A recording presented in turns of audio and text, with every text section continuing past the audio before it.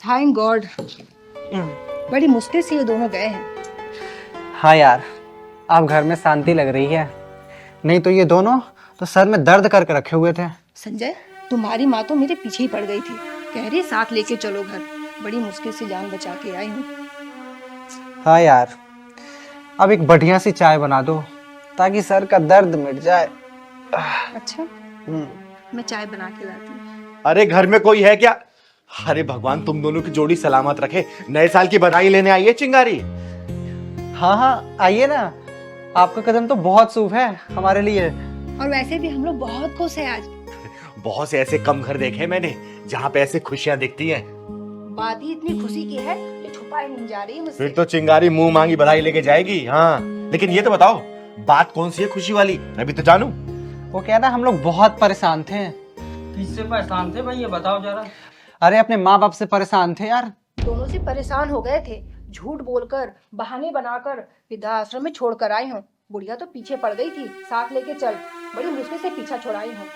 हाँ दीदी, अभी जाके मन में और घर में शांति आई है।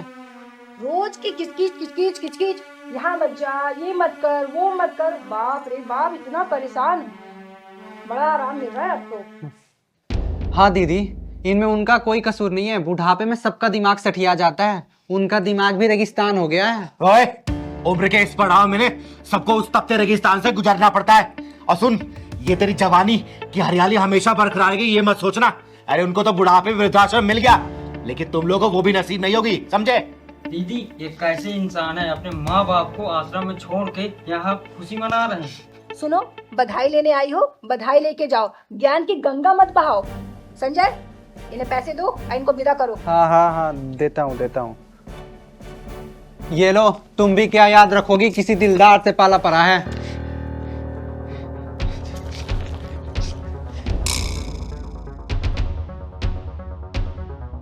तेरे जैसे दलित भिखारियों से बधाई लेके मुझे नरक में नहीं जाना।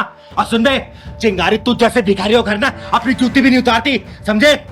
ओए, बड़ी तेवर दिखा रही है, सब जगह भीख तो मांगती फिरती है।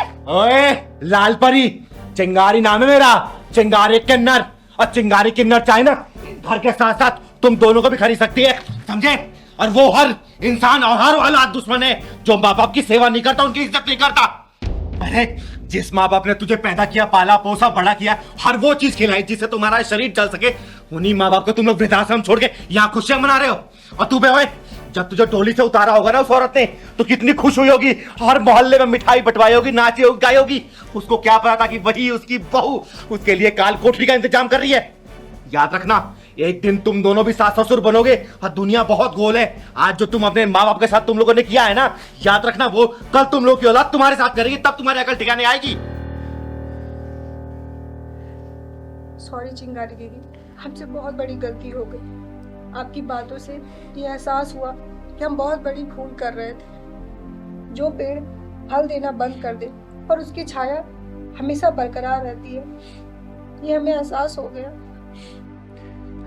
माफ कर दो चिंगारी दीदी, मैं भूल गया था कि घर में बुजुर्गों का होना भगवान का एहसास दिलाता है। अरे थोड़ी सी भी गैरत है ना, तो जाके उनको वृद्धाश्रम से वापस लेके आओ और माफी मांगो उनसे, और जिंदगी भर उनकी सेवा करो, समझे? चल पहलवान।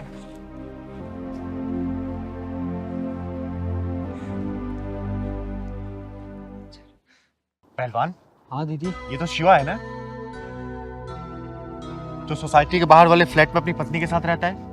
हाँ दीदी, लग तो रहा, लेकिन ये जंगल की ओर क्यों जा रहा है? हाँ पहलवान, हाथ में रस्सी और चेहरे पे उदासी।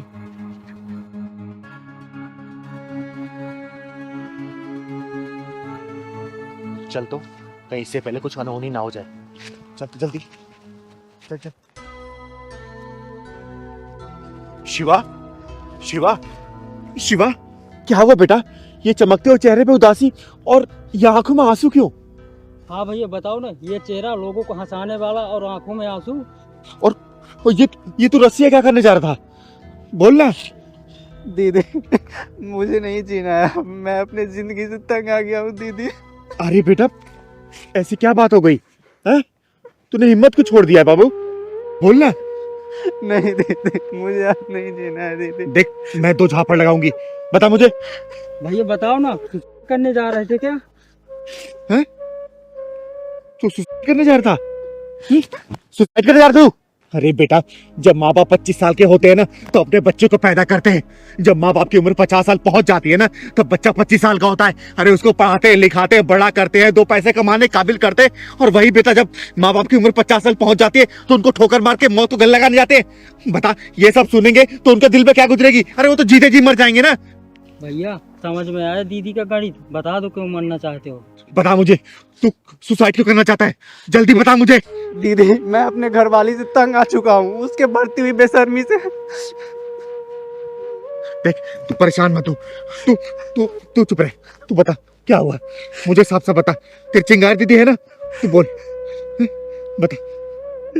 दीदी, मुझे नहीं जीना है अब। देख शिवा, ऐसे नहीं बोलते हैं।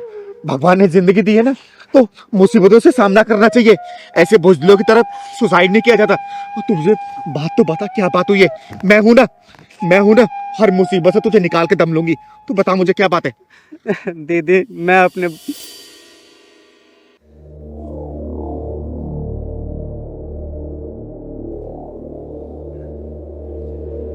रात के 12 बज गए हैं और सपना का भी अता पता ही नहीं है। काश मेरे माँ बाप ने दहेज का लालच ना किया होता तो आज ये नौबत ही नहीं आती। क्या करूं मैं इस औरत का, क्या करूं मैं?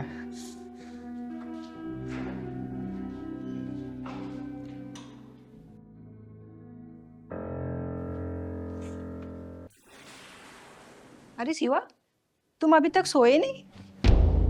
जिसकी बीवी रात रात भर बाहर है, उसके पति को नींद कैसे आ सकती है? तो एक काम करो, नींद की गोली खा के आराम से सो जाया करो, क्योंकि तुम्हारी जो ये बीबी है ना, वो तो सुधरने वाली है नहीं। देखो सपना, मेरी शराफत का फायदा मत उठाओ। क्या करोगे? मुझ पे चिल्लाओगे, मारोगे, घर से निकालोगे? देखो मिस्टर, तुम जो ये गलत फहमी पाल रखे हो ना कि मुझे कंट्रोल कर लोगे, उसके बारे में सोचना भी मत। आखिर तुम क्या चाहती हो? मैं आजादी चाहती हूँ, आजादी। इस घर से, तुमसे, इस रीति रिवाज से, इस परंपराओं से मैं थक गई हूँ। जब आजादी ही चाहिए थी तो क्यों की मुझसे शादी? अच्छे खासे जिंदगी में जहर घोल दिया मेरे। ये शादी एक समझौता है, एक सौदा, जो मेरे माँ बाप ने तुम्हारे माँ बाप से किया था, पूरे 50 लाख रुपए में। 50 लाख रुपए में उन्होंने एक खिलौना खरीद के दिया था मुझे, जिससे मेरा मन भर गया है। अब मेरा मन ना किसी बाहर के खिलौना में लग गया है। दिमाग खराब हो गया है तुम्हारा सपना। दिमाग मेरा खराब नहीं हुआ है, तुम्हारा खराब हो गया है। और हाँ, ये रोज रोज के टोका टोकी बंद कर दो, क्योंकि तुम्हारी ये जो सपना है ना, वो सुधरने वाली है नहीं। समझ गए? हेलो? हाँ जानो, हाँ मैं अभी आ रही हूँ, बस ड्रेस चेंज कर लूं। अरे हाँ यार, तुरंत आती हूँ, तुम टेंशन मत करो, बाय। दीदी, अब आप ही बताओ मैं क्या करूं? मैं अपनी नजरों में गिर चुका हूं दीदी। ऐसे जिल्लत भरी जिंदगी से तो अच्छा है कि मैं मर ही जाऊं। मुझे नहीं जीना है दीदी। शाबाश बेटा, शाबाश, बहुत बढ़िया बात बोली तूने। ये क्या है?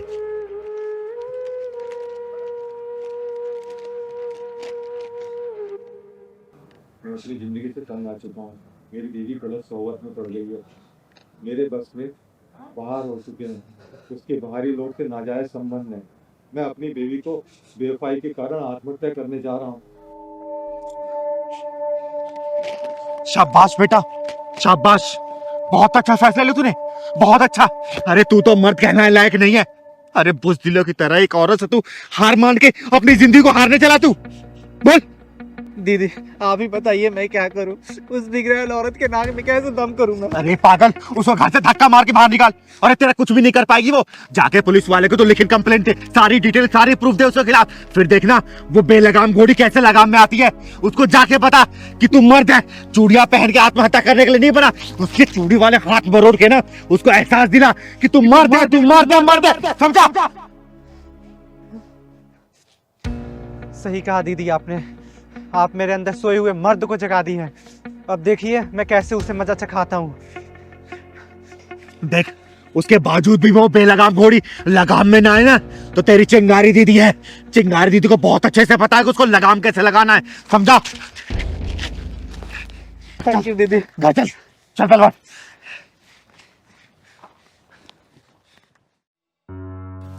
नमस्ते दीदी। नमस्ते। नमस्ते।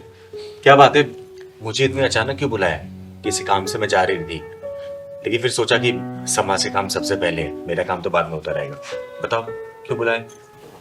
क्या है ना दीदी, मैं ना अपने घर वालों से परेशान हो गई हूँ और हम लोग यहाँ रहना नहीं चाहते। परेशान हो गई हूँ, रहना नहीं चाहते?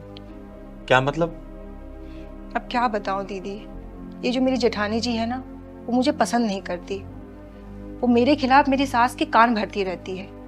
वैसे तो शादी से पहले अच्छी खासी थी, घर में सबसे मिलजुल के रहना, सबसे बात करना, हर काम में हेल्प करना, सास की बड़े अच्छे से रिश्ता निभाया उन्होंने। पता नहीं हमारी शादी के बाद उनको मुझसे पता नहीं क्या प्रॉब्लम है, उनको क्या दिक्कत है, कुछ नहीं कहती, बस मेरे खिलाफ मेरी सास के कान भरती है और मेरी सास मुझसे नफरत करती है। देख सीमा, जितना मैं तुम्हारे सास ससुर को जानती हूँ ना, पूरे मोहल्ले में सबसे अच्छा परिवार गिना जाता है ये। और तेरी जेठानी से भी मैं मिल चुकी हूँ, कितनी बार मैं तो इस घर में आई हूँ, और देखी हूँ, ऐसी तो नहीं लगती मुझे वो। क्या है ना दीदी, दूर के ढोल बड़ा सुहावा लगता है, वही हाल है हमारे दीदी जी का। देख सीमा, मुझे लगता है तुम दोनों कोई गलतफहमी हुई है। नहीं नहीं दीदी, सीमा सही बोल रही है। अच्छा एक बात बताओ, तुम लोग के यहाँ नहीं रहने की एक कोई खास वजह है कोई? सबसे बड़ी खास वजह ये है दीदी, आपसी तालमेल। हमारी आपसी तालमेल ही नहीं बैठती, ये घर कभी एक हो ही नहीं सकता। देख सीमा, तेरी शादी को हुए अभी 1.5 साल हुए, ठीक है, और वो यहाँ पे 8 साल से रह रही है। 8 साल से इस घर की सेवा कर रही है। पहले ये जो घर इतना बड़ा दिख रहा है ना, इतना था नहीं, एक छोटी मोटी टूटी फूटी झोपड़ी थी, लेकिन उसी औरत ने इस घर को सजा के इतना बड़ा किया है। तो ऐसे मत बोल, कोई गलतफहमी हुई होगी तुझे। माना दीदी कि 8 साल से इस घर को उन्होंने सजा के रखा, लेकिन 1.5 साल से जब से मैं यहाँ आई हूँ मुझसे नफरत करती है वो। कोई तो ऐसी वजह है, ना वो बताती है ना कहती है, कुछ नहीं समझ में आता दीदी। देख सीमा, परेशान मत हो, ठीक है ना? और देख, वो तेरी जेठानी है, जेठानी एक बड़ी बहन जैसी होती है, तो उससे छोटी है, देवरानी है तू उसकी। अगर ठीक है, अगर मुझे देख, जहां तक मुझे पता है, घर परिवार के जो मसले लड़ाई झगड़े के होते हैं ना, वो सिर्फ काम काज को लेके होते हैं। और ठीक है, वो बड़ी है, देख उसने 8 साल इस घर में काम किया है, सास ससुर की सेवा की है। तेरे आने के बाद उसकी भी तो कुछ उम्मीद होगी ना कि मेरी देवरानी आई तो मेरा हाथ बटाएगी, थोड़ा सा मुझे काम से रिलैक्स मिलेगा। तो 2% तू ज्यादा काम उससे कर लेगी तो क्या बुरा है? देख, तू उसकी छोटी बहन भी बन के रह सकती है, उसको बड़ी बहन तो मान सकती है। तू और वो एक बहन की तरह क्यों नहीं रहते हैं? चिंगारी दीदी, मैं भी यही चाहती हूँ, पर जेठानी मुझसे बात नहीं करती, मुझसे बताती ही नहीं है कि उनकी प्रॉब्लम क्या है। मुझे तो ये लगता है कि हमारा रहना उन्हें यहाँ अच्छा नहीं लगता। देख बेटा, मेरा तजुर्बा ये बोलता है ना कि जल्दीबाजी में कोई फैसला नहीं करना चाहिए, समझे? घर में बड़े बुजुर्ग हैं, माँ बाप है तुम्हारे ना, तुम्हारे सास ससुर हुए, देख उनका भी कुछ तजुर्बा है, तभी वो परिवार को संगठित करके अभी तक चला रहे हैं। पर एक बात सोच, ये 2 भाई हैं, है ना? ये एक ही कोख की पैदाइश है, दोनों भाइयों में एक ही माँ का खून है, लेकिन तुम दोनों अलग अलग घर से आई हो, एक खून तो है नहीं तुम दोनों में। अरे तुम दोनों मिलके आपसी तालमेल बनाने की कोशिश करोगी ना, तो ये भाई तो अपने आप ही एक ही खून के एक हो जाएंगे। तुम लोग कम से कम कोशिश करो बैठ के बात करने के लिए कि प्रॉब्लम क्या है। अब प्रॉब्लम पता है, प्रॉब्लम कुछ नहीं होती, हम छोटी सी बात को इतना बड़ा साबित कर देते, बस यही प्रॉब्लम है।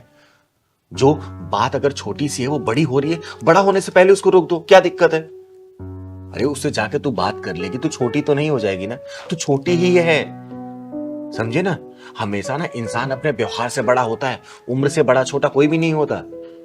देख, और तुझे लगता है ना कि उसमें कोई गलती है तो तू जाके बता दे, क्या दिक्कत है? अरे लड़ने झगड़ने से बढ़िया है ना हम एक दूसरे गलतियां बताएं, गलतियां बताने से ही तो इंसान गलतियां अपनी सुधारता है ना, है? अगर तुम दोनों आपसी तालमेल बना के रखोगे, तुम्हारे सास ससुर को कुछ भी पता नहीं चलेगा क्या चल रहा है तुम दोनों के बीच में।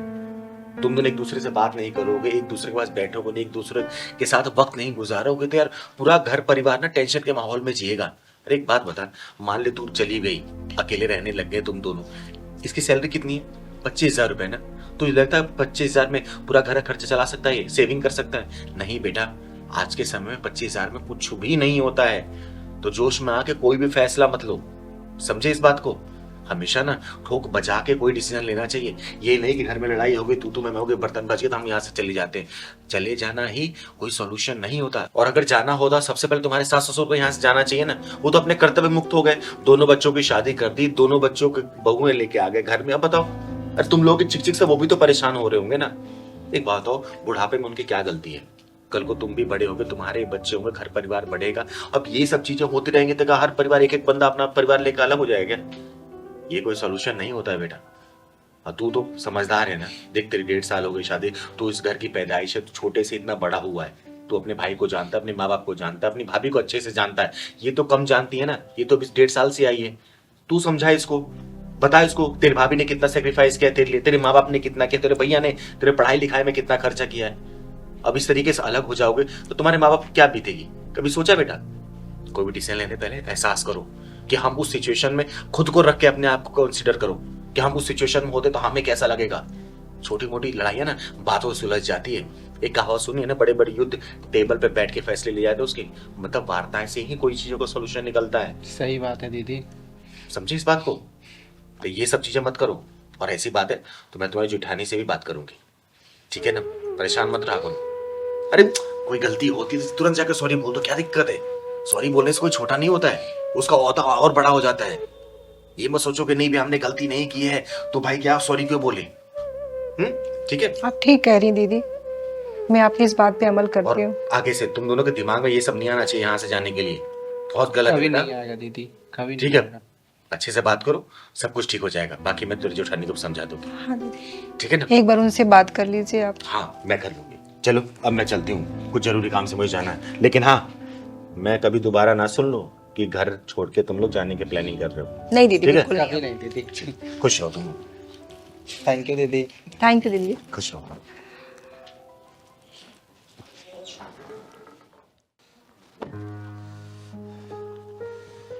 पहलवान, हाँ दीदी। इस बार की सर्दी ने तो आतंक मचा रखा है। हाँ दीदी, इतना पहन रखे हैं फिर भी ठंडी लग रही है। बेटा तेरा नाम पहलवान रखा है मैंने, लेकिन तू पहलवान है नहीं। तेरे को कितनी बार बोलती हूँ स्वेटर जैकेट पहन के रहे, लेकिन नहीं, तो स्टाइल मारना है ना। पता नहीं।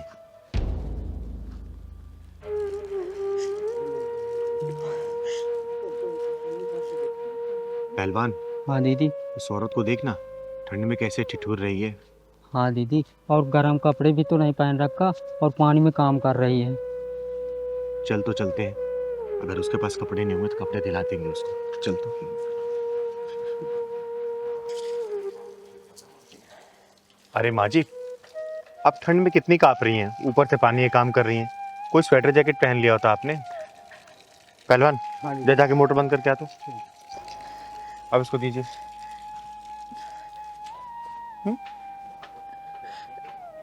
क्या करूं बेटा, काफी दिन से अपने बेटे को बोल रही हूँ एक स्वेटर ला दे, या तो उनके पास टाइम नहीं है या वो मेरे लिए स्वेटर लाना नहीं चाहता।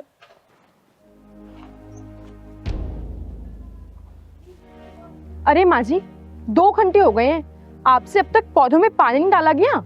मैंने कपड़े धो दिए, वो सुखा दीजिए। सुखा दूंगी बेटा, चाय पीने के बाद। चाय पी के? माँ जी, आप ना धीरे धीरे कामचोर होती जा रही हैं। और ये कौन नमूना है, किससे बात कर रही हैं आप? बेटा मैंने नहीं बुलाया, ये मुझे इस हालत में देख के खुद चली आई। हालत को? क्या हो गया आपकी हालत को? इतनी भली चंगी तो है आप, क्या हो गया? ओए नागफनी की औलाद, खुद तो तूने इतने कपड़े पहने हुए और इनको बिना कपड़े के पानी काम करवा रही है। अरे थोड़ी सी शर्म होती ना तो इनको भी गर्म कपड़े दे देती तू, समझी?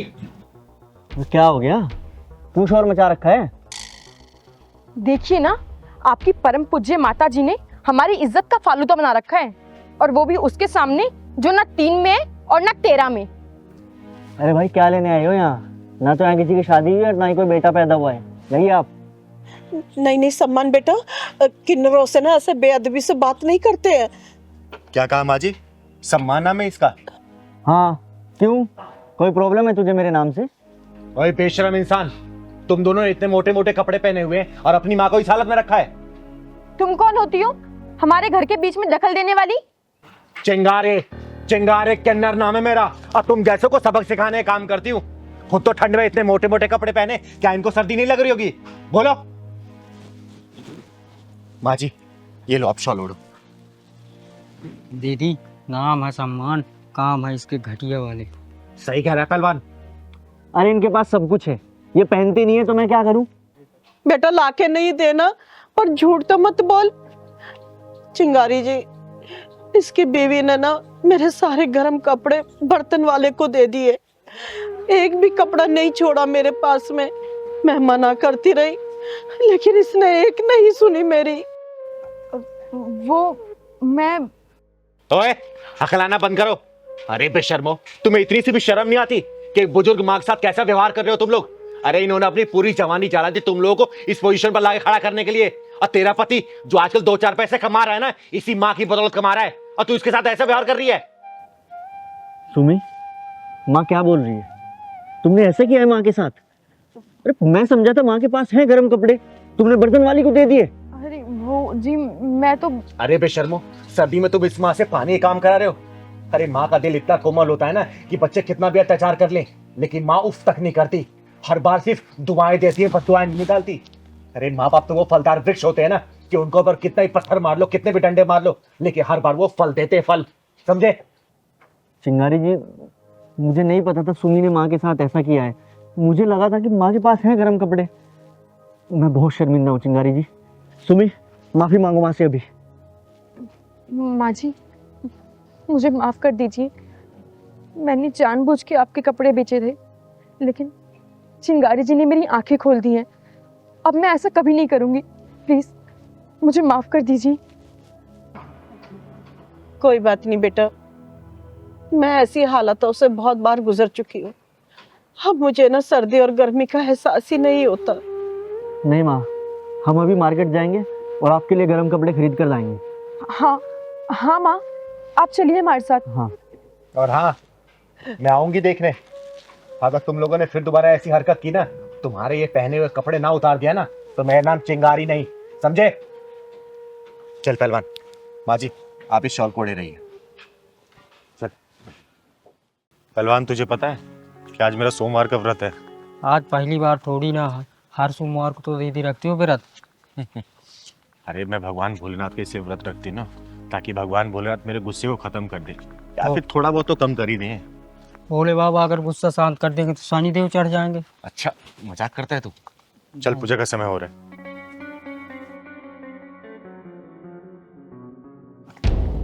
ओए हेलो,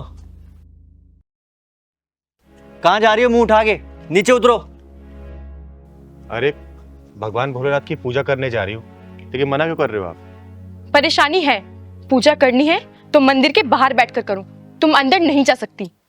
लेकिन क्यों नहीं जा सकती? आज तक तो किसी ने रोका नहीं मुझे मंदिर जाने से। हाँ तो अब रोक रहे हैं ना, और आज के बाद तुम इस मंदिर में नहीं जा सकती, तुम्हारा प्रवेश बंद है। लेकिन ये तो बताओ, मंदिर में जाना हमारा क्यों बंद हो गया?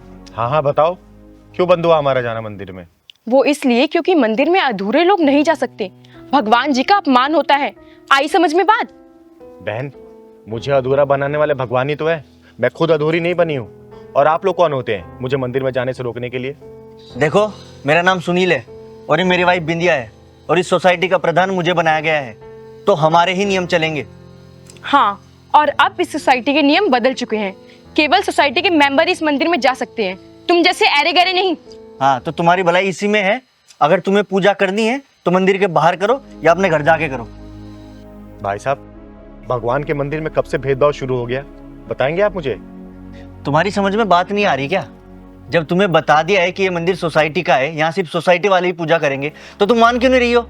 भाई साहब, भगवान की बनाई हुई रचना पे सभी का बराबर अधिकार है, चाहे वो हवा हो, पानी हो या फिर सूर्य किरणें। अपनी नफरतों को सरहदों मत बांटो।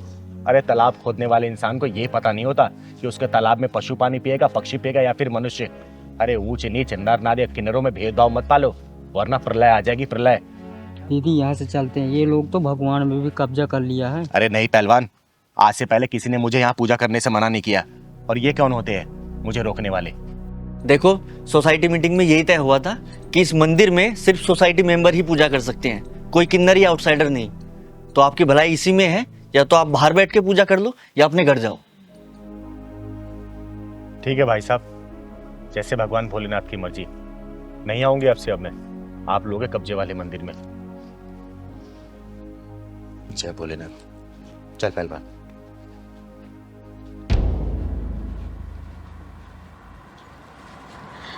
एक मिनट ड्राइवर, ये तो चिंगारी जी हैं।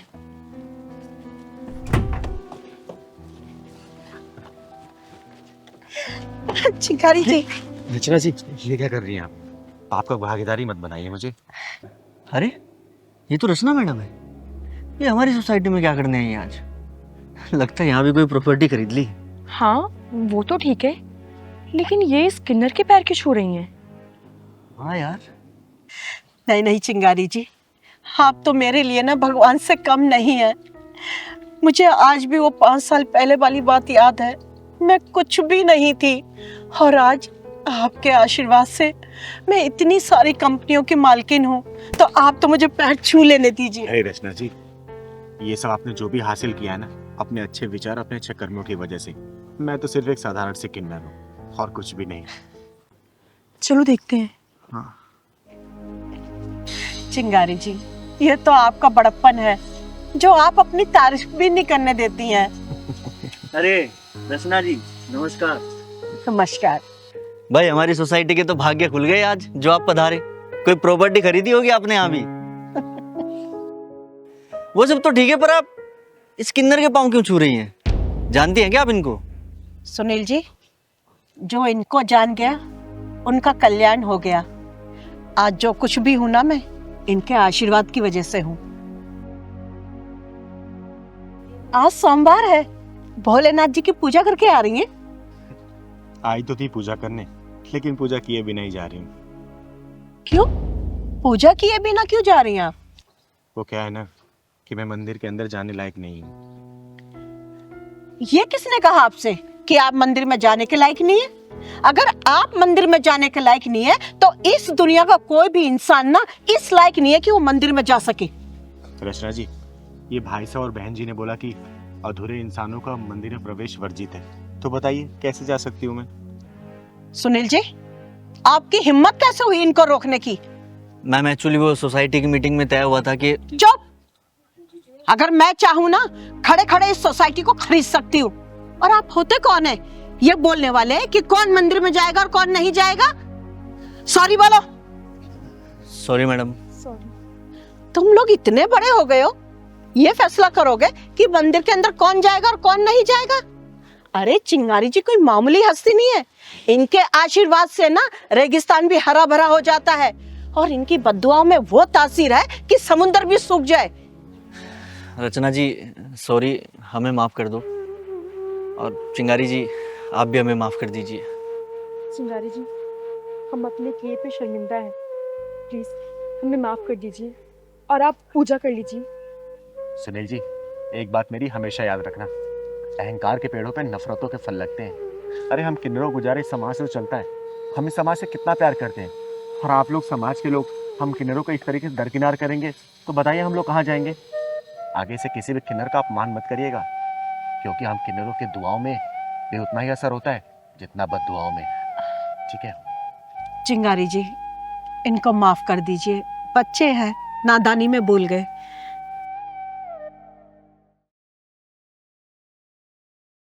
आप जाइए, पूजा कर लीजिए। मैं आपका यहीं इंतजार करूंगी और आपके साथ आपके घर चलूंगी चाय पीने के लिए। ठीक है रचना जी, मैं पूजा करके आती हूँ। चलता हूँ।